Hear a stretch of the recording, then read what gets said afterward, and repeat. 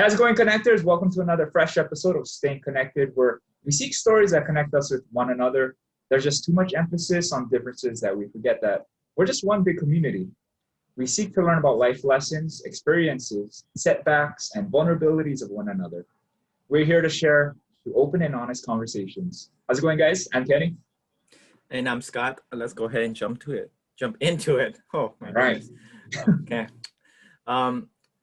Yeah, today's topic, getting past no. So if you are a salesperson or have you done any kind of sales, any kind of retail, there's so many tactics on like getting the customer to say yes, or like ways to diffuse like a no. And I do have an article I want to bring up, and it talks about 5 different principles that we can discuss a little bit. So the book is called Getting Past No, and it's by William Ury, U-R-Y. Okay, so the 5 steps of breakthrough negotiation. Okay, so the first one is called go to the balcony. Okay, the first step is not to control the other person's behavior. I agree. It is to control your own. When the other person says no or launches an attack, you may be stunned into giving in or counterattacking. So suspend your reaction by naming the game, then buying yourself time to think. Use the time to reflect about your interests and your BATNA. I think you need to buy the book to get that acronym in. Throughout the negotiation, keep your eyes on the prize. Instead of getting mad or even, focus on getting what you want. Don't react, go to the balcony. Okay, so what do you think about that? Interesting. I mean, I've had my experiences working in sales, and yeah, it's kind of that approach, you could say, the balcony approach. Yeah, pretty interesting. So I mean, yeah, I would say it fits. I think how I interpret it is kind of detaching. So let's say you need like some sales, right, to keep your job, because that's how a lot of sales jobs are. Instead of, trying to dive into the conversation, you want to detach and see the overall point. That's what the balcony is. When you go to the balcony, you can see a little bit of everything instead of going down to the crowd. So what I got out of it is, instead of reacting emotionally, because you need this sale, you want to just jump in and get this person to say yes or whatever. You need to see, okay, what does this person need? Like, why is this person saying no to this? Because people can say no because, oh, it's expensive, because that's because they haven't realized like the value or whatever it is. And that's the primary reason is like, the expense. They don't want to spend that amount of money. So yeah, and people spend like crazy amounts of money on like stupid stuff all the time. So they're just saying no for the moment. And that's the thing, for the moment. It's like for the moment.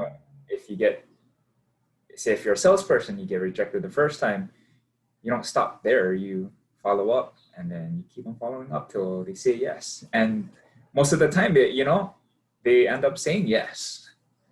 At 24-Hour Fitness, they're teaching us that the first no is enough. You gotta have them say no like 5 times.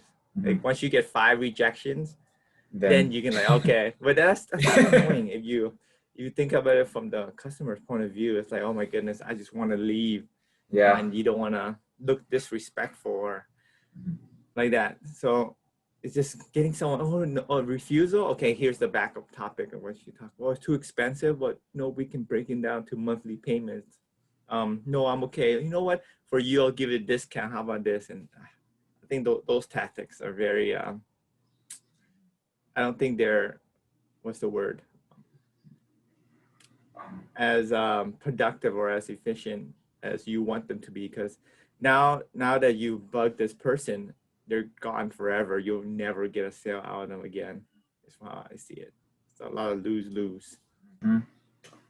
Well, we've had our experiences, and here we are to share all of that. So let's jump into the next principle. Step to their side.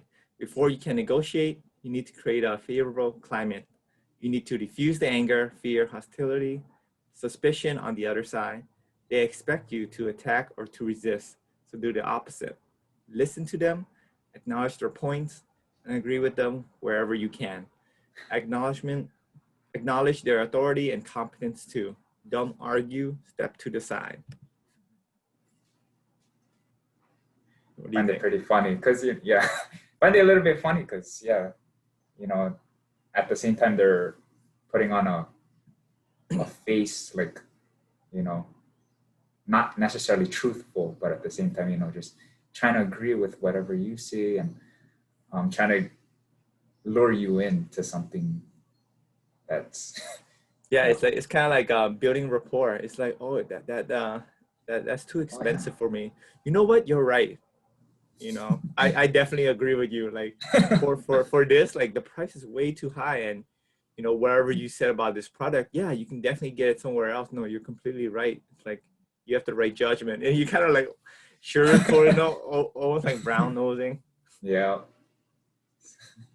Have you had any retail jobs where you kind of like fake agree with someone just to like? Oh, yeah, I think that was the number one thing. I mean, at the same time, yeah, like it's kind of a mixture of both being truthful, but yet, you know, you just gotta sell. So yeah, I mean, fresh out of high school, had my first retail job, and it was at a popular clothing shop. And we basically had our individual quotas to meet each month, and you know, like for example, at that time, you know, pants were on sale, and we had to sell this X amount of pants, and we just had to go up to people and just say, "Hey, this color matches you," and stock story, kind of agree with them. They would ask us questions like, "Oh, do you think this fits me?" I'm like, oh, Yeah, "Of come on. course, You of need two. course You it need two does." pairs. Yeah, for the second pair, you can get it half off if you want. Um, and yeah, but at the same time, you know, I never really agreed. So I was a bit dishonest. I was dishonest because I had to meet my Make the quota. sound. Yeah. So whenever you work in retail, yeah, that's kind of like the first experience you get when working in sales. Do you like it when people approach you when you're shopping? Oh no. Unless there's somebody I know, but if it's like a random stranger, just I mean I have a story because a couple times I was shopping at the nearest grocery store, and these random strangers would come up to me. They look presentable, nice haircut, nice clothes, and they would just come up to me and look at what I was wearing, and then they would, like specifically pick, let's say my shoes. They'll be like, "Oh, nice shoes. Where'd you get it from?" And then that's where the bait comes in. It's like I start, getting into conversation with them, and then all of a sudden they ask me like, "Oh, what's your job? Do you like your job?" And and they wanted me to hop on their team to sell these products. So it wasn't selling a product to me, but it was more so becoming part of their team. And I was like, oh, something's fishy. Like I would ask them what kind of job. They wouldn't say it. They would be like, "Oh, let's meet up and let's go over it." And from there I was like, I'm not interested. And yeah. So yeah, that was just like a short experience that I had in a grocery store, asking me what my job is from a random stranger and asking me to be a part of his team. And yeah. Man, that's so weird. Oh, that's the pyramid scheme. Which is one of the main topics we're talking about today, being schemed. Yeah, it's like, oh yeah, you wanna retire early, but then this person has like 2 or 3 jobs. I'm like, come on now. And even to this day, I see the same people that approach me, like at like what the grocery store or just anywhere around town. And, you know, they look like they're doing the same thing.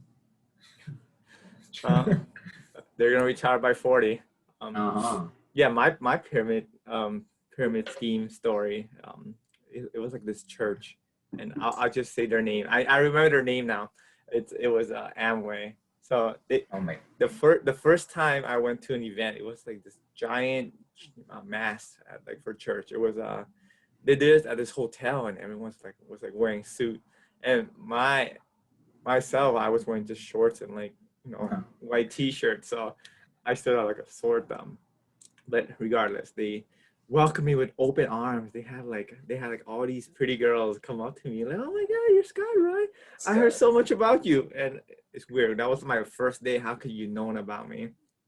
It was so weird. Like it was so friendly and everything. And then they're like, "Oh yeah, so when are you gonna join? We can't wait to get you a part of the family. You know, you want to be a part of my team? Be part of my team." It's like, hold on. But yeah, for those of you who don't know what Amway is, what is Amway? Yeah. There are multi-marketing scam which tries to get people.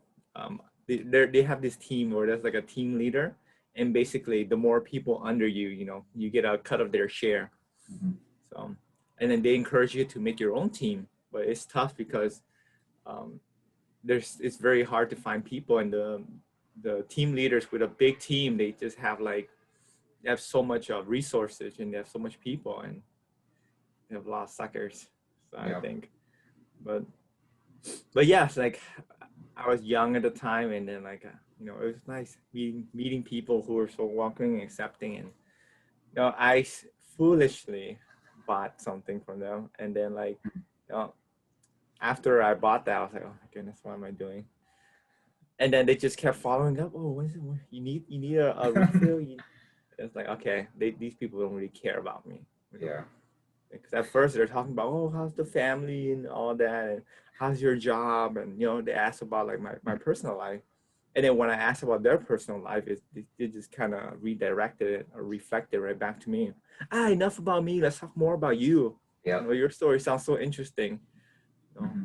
How'd you get here? Like, oh, where are you from? I should have seen the red flags, but when you're so young and everyone is so accepting and everyone's so friendly and so welcoming, it's like, oh, this is so cool. Like I've never had this environment before. Young people just working hard and aspiring to make money and retire early.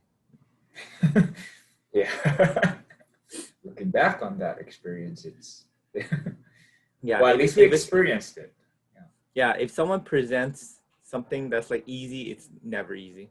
Like nothing in life worth having is easy. Yeah. All right. Third principle, reframe. The next challenge is to change the game. When the other side takes a hard line position, you may be tempted to reject it, but this usually only leads them to dig in further. Instead, direct their attention to the challenge of meeting each side's interests. Take whatever they say and reframe it as an attempt to deal with the problem.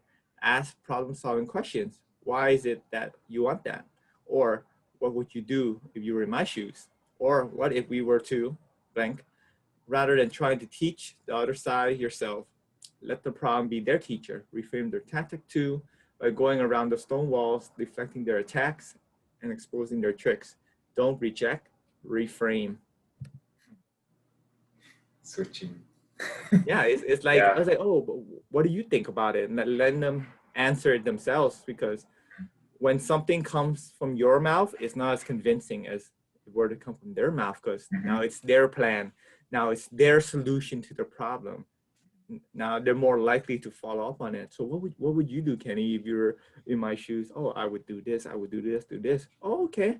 How about I help you get started? Yeah, I've had another experience with this when it comes to life insurance. There's insurance.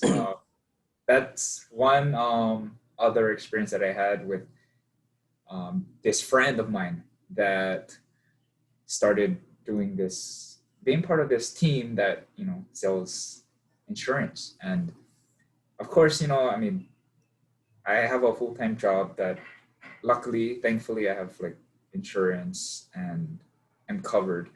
But yeah, my friend was actually approaching me, just selling her products, and you know kind of asking me a lot of these questions. And then I did find myself reframing it. So asking her questions on why is this important to have, and um, do you have it, and how do you feel the benefits are of getting it, and um, yeah, that's where I kind of challenged her a little bit more, just because I don't want to spend, and I don't want to get into something that I'm very questionable about. So yeah, that's like the most recent experience that I had, trying to reframe the whole situation, and putting the seller on the spot, and just getting answers that I needed. Exactly. Oh my goodness, life insurance. Um, my parents have it, and I just don't know how to convince them not to, like, because they're paying like hundreds a month. And I'm like, you could be using that money for something else. Yeah. It's like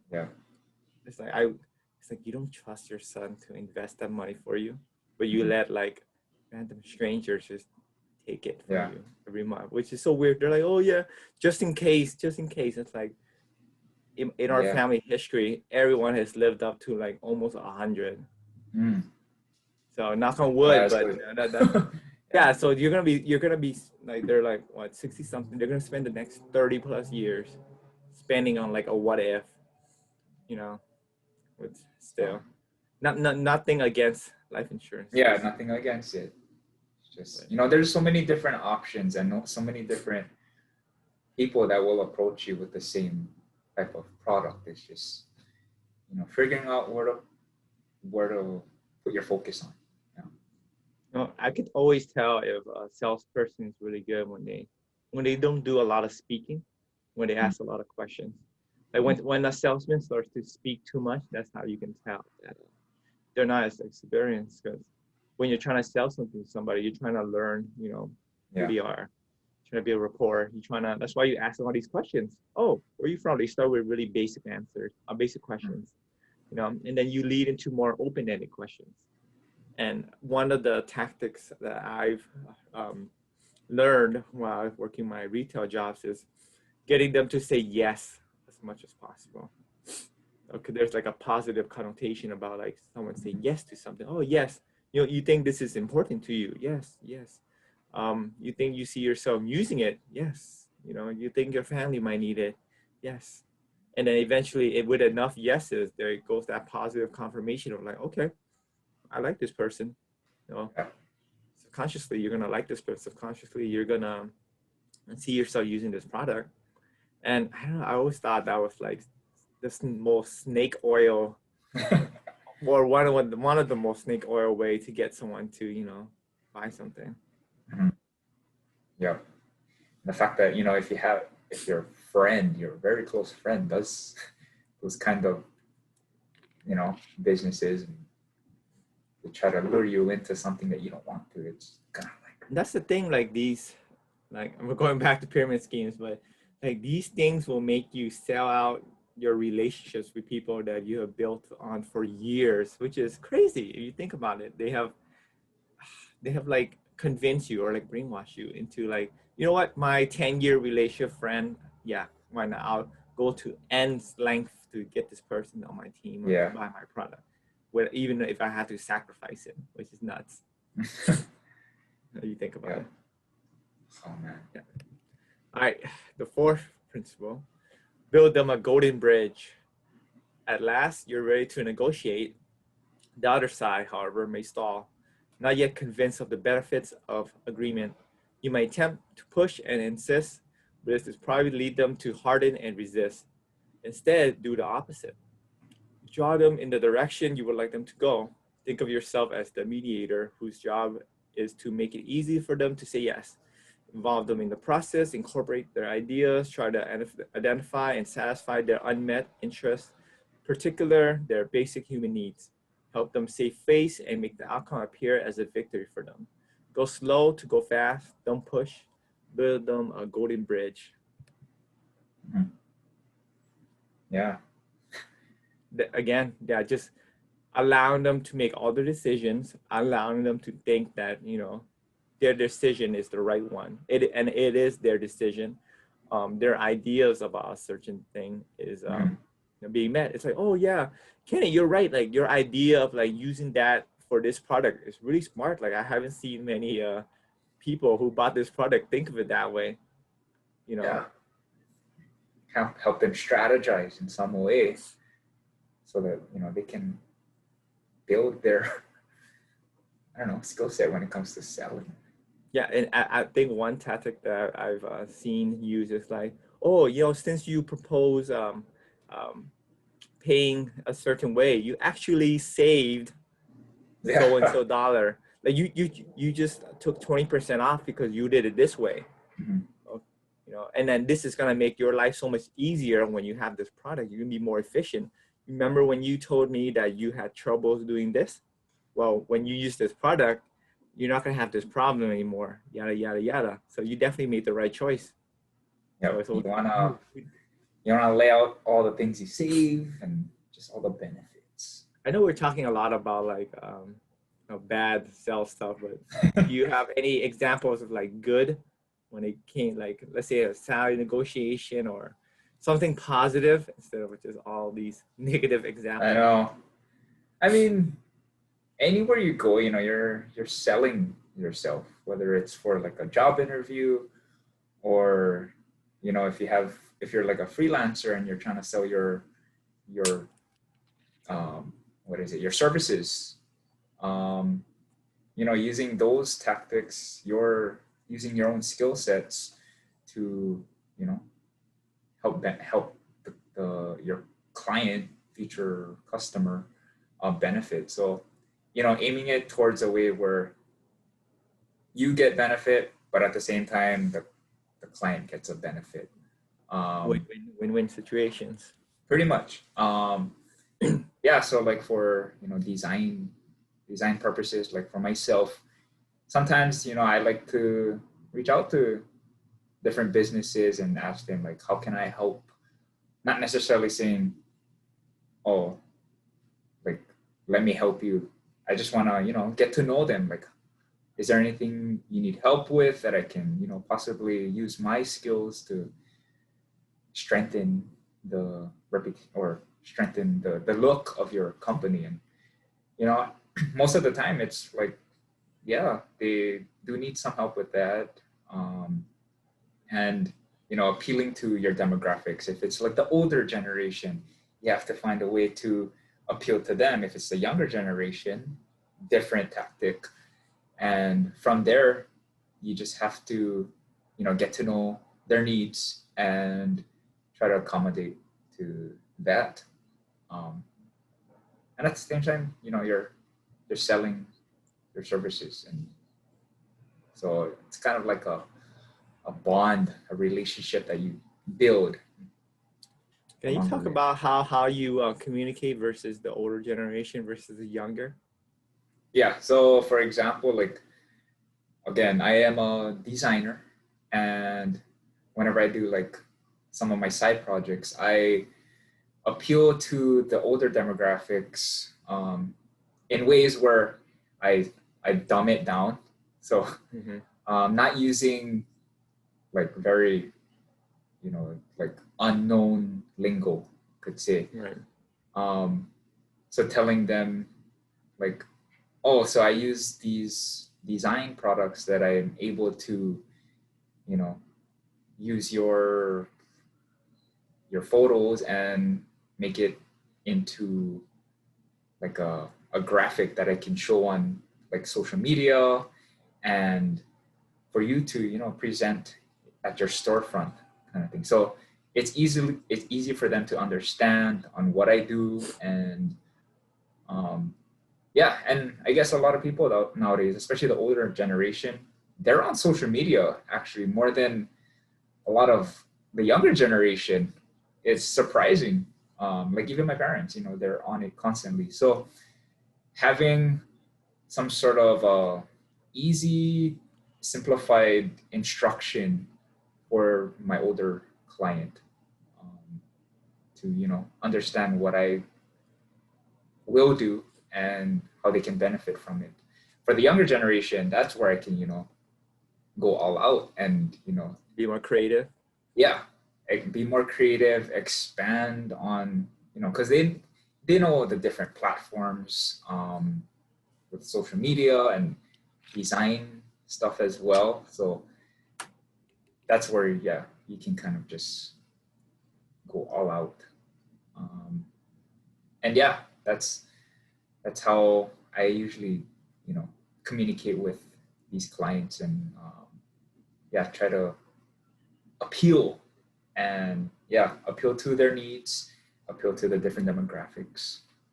So you're gonna sell your services differently with every person you meet.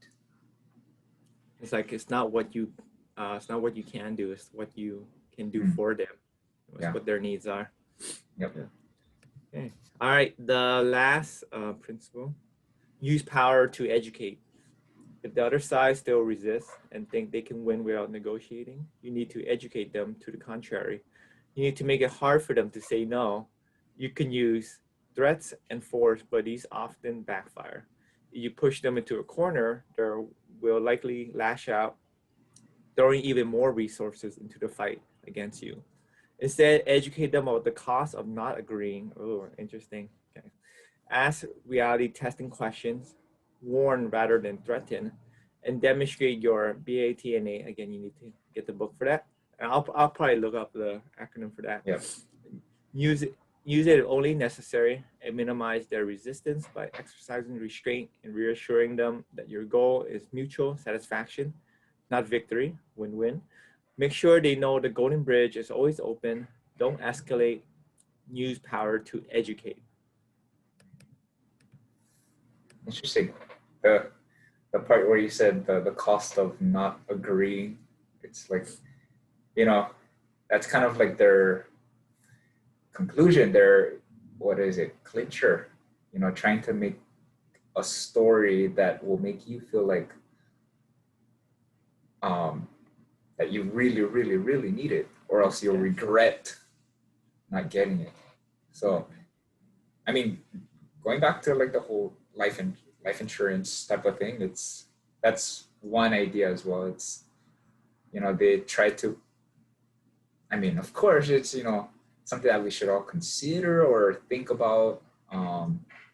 But yeah, using their tactic of saying like, oh, might as well get it now before it's too late. Because you never know. You never know.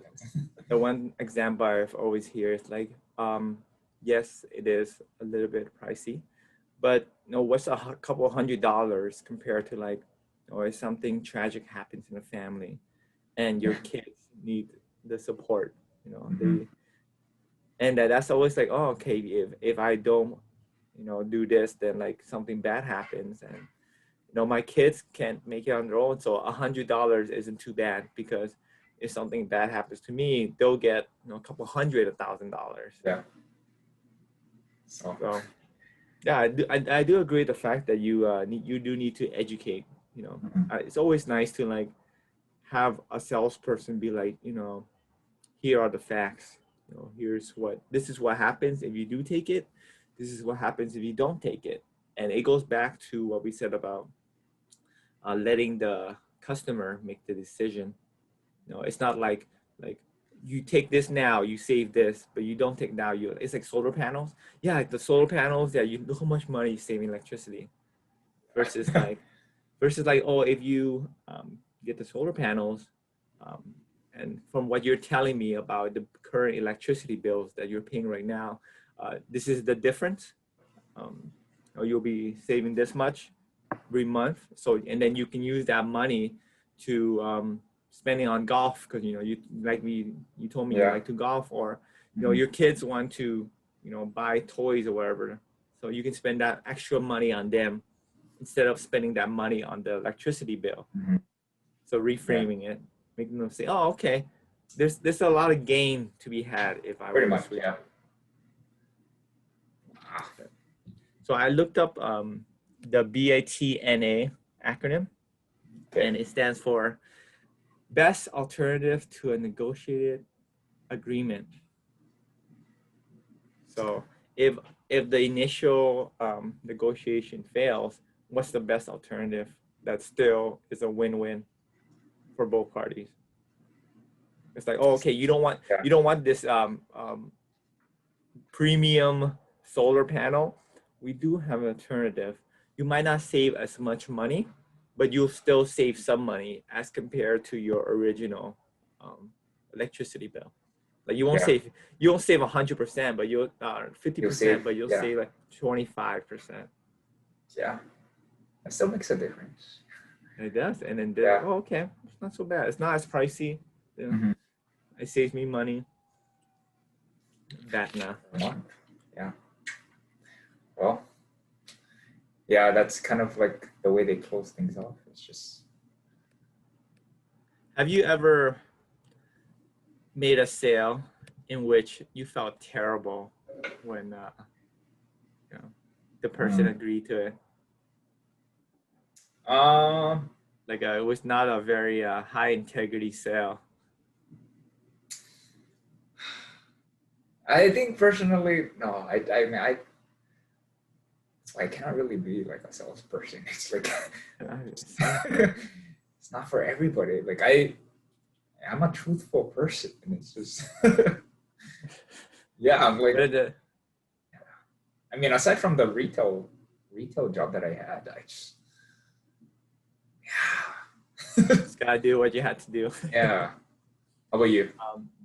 I remember working at 24 Hour Fitness, and I feel like I go back to 24 Hour Fitness so much because the way they do things was just interesting, and there was a lot of stories. But Okay, let me listen. I helped with the protein supplement section at the time, and you would have these people that came in and they don't know jack about nutrition and supplements, right? And they would be like, oh hey, which one helps build muscle? And like in my head I knew the answer. Dude, just eat any type of protein. You don't really need you don't really need supplements. But I went to them and I'm like, oh, our most popular sale, or like what I see everybody get is this certain type of protein. It was like $60 for like a tub. $60. And then like I saw his face and like, oh, okay. And I was like, no. And the second, the BATNA, best alternative, was this one. This is only $50. But look at the amount of scoop. You get like 2 grams less in protein. So yeah, the best bang for your buck is probably that $60 one. But if you want something like just as like sweet, no, or not as sweet, is this other one. It's a little cheaper, but then that 2 grams of protein per scoop makes a huge difference. And all the jack guys in the gym, they get this $60 one, and I made this excuse of like, oh yeah, like they all tell me just tastes better. Just spend $10 more. It tastes better. It's cleaner. I don't know what cleaner means. It's all made in a lab. And yeah, it goes down smoother. And like the worst part is like I've never tasted any of these. Yeah, that's the worst part too. I would not spend money. Yes, I think supplements are cool. And then like if you don't have time to cook a steak or chicken, you can just down a protein shake. Yeah, it's fast and easy, but don't let that be your normal. Yeah, it's like they're called supplements for a reason. They're not the main thing. Yeah. And that's the thing about fitness. People have so many misconceptions about fitness. And of course the guy's like, you know what, like I'll spend a little bit more. I'll get the $60 one. All right, cool. All right, you're gonna enjoy that. And I was like, yeah, let me know how it goes. And every time I see that guy, he was like, oh, every time I see that guy, I'm like, oh, filling out your shirt, yeah, well, that protein must be working. And it's like, yeah, you're right, man. I just been seeing results, and yeah, thanks for the recommendation. In my heart, I was like, oh no, this guy's gonna keep buying. He is. So it did not feel too good, but I did get praises from my manager. He's like, "Oh, good sales, Scott." I know. Okay. It's funny how you didn't even try it too, because yeah, it's it's funny. I think I would be a pretty decent salesperson, but I can't handle like I don't want to say it's lying. I guess it is because I'm not. It I'm a is. freaking pro. Yeah. It's like there's a part of that job where you just have to like Just the quota. Oh my be goodness, you're just having the quota. You'll justify every single reason that you'll go against your principle just for the quota. Just as like in pyramid schemes, you'll go against your values just and your friends just to make a sale to make other people happy. Yeah, that's how it is and will be. So. All right, cool. Yeah, those are the 5 principles. If you guys have any more people listening, please let us know. Let us know about your sales experiences, and yeah, we just want to hear more from you guys as well. So, okay, cool. Shall we jump into the recommendation of the day or the week? Yes, reflection for me this week. Okay, it's a reflection of quote, tip, etc., etc. What do you have, Kenny? Okay, so this one's a reflection. Exciting news. So one of my cousins, her daughter just recently signed a contract with the WNBA. So it's for the Indiana Fever team. I mean, I'm not a basketball fanatic and all that, but in their family, basketball is like, in their blood. So yeah, recently, I guess this past week, her name is Shanna Molina. She went to Konnected on the Big Island and eventually played for Division I school, Washington State, and went to Denmark to play in the Pro League, and then recently signed the contract to train with the Indiana Fever. So she is actually going to be the first full Filipino woman in the WNBA. And, that just made me reflect on how inspirational this story is and how exciting it is to know and like how the journey from where she started to now. And yeah, there's just, the story lives on after that once, she starts playing on that court. So that's congratulations. That's huge. Yeah. That's breaking all the it's breaking like the stereotype. That's breaking like that's she's gonna set precedents for the next Filipino girl ballers coming on up now. But it's tough being the first person because you can't point to anybody like, oh yeah, this person did that. Yeah. But now then she's paving the way. She is, and it's it's exciting for not just our family, but the whole culture and the whole Asian community to see, people thriving in their dreams and their passions. So yeah, continue to dream big, no matter how big it is. Just go for it, and someday we need to get her on the podcast, Kenny. Yeah. Oh, I would love to ask her. Yeah, it's. I mean, it's been a long time. I haven't seen her as well. So yeah, we would put some strings. Yeah. So that's exciting. Yeah, that's my reflection of the week. How about you? Oh, cool. Nothing too crazy. It's another reflection.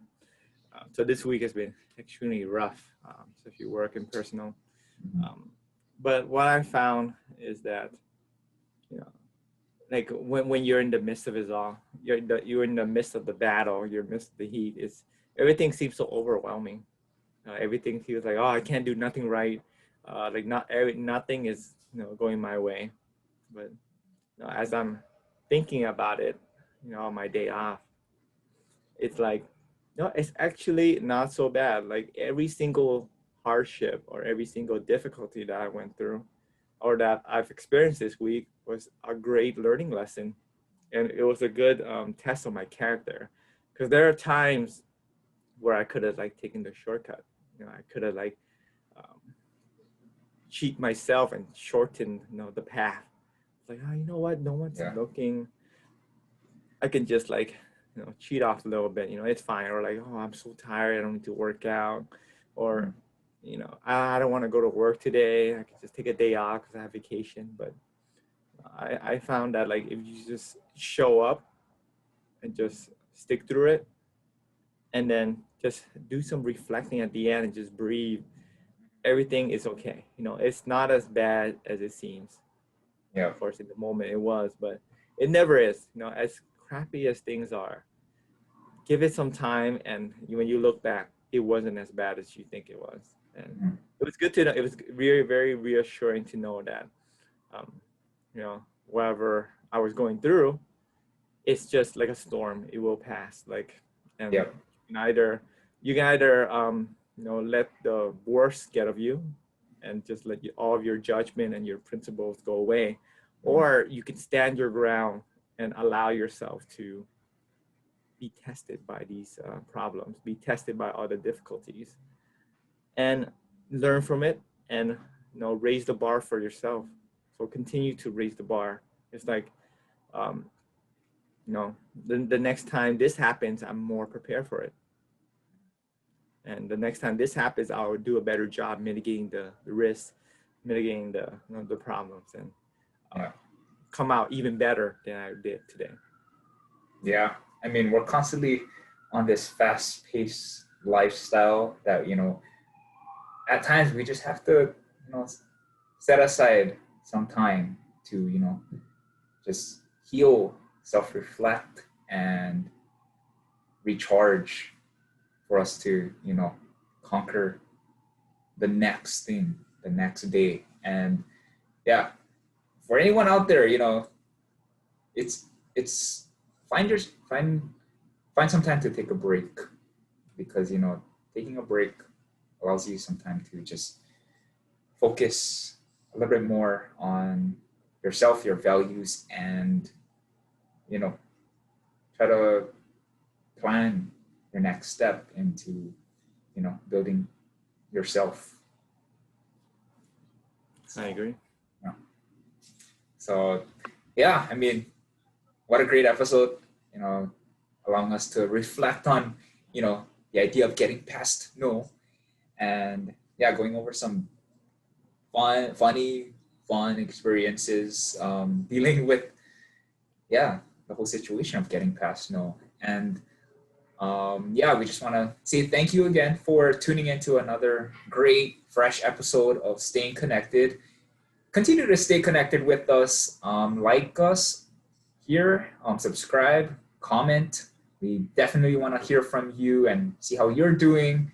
And stay connected with us also on social media. We're on all platforms, and follow us on Spotify. Listen to us wherever, whenever, and continue to stay healthy. We're still dealing with a pandemic, so stay healthy, take care, and we'll see you again on another fresh episode of Staying Connected. Thank you, guys. Thank you. Yeah. Okay. Freeze frame. Let's do this.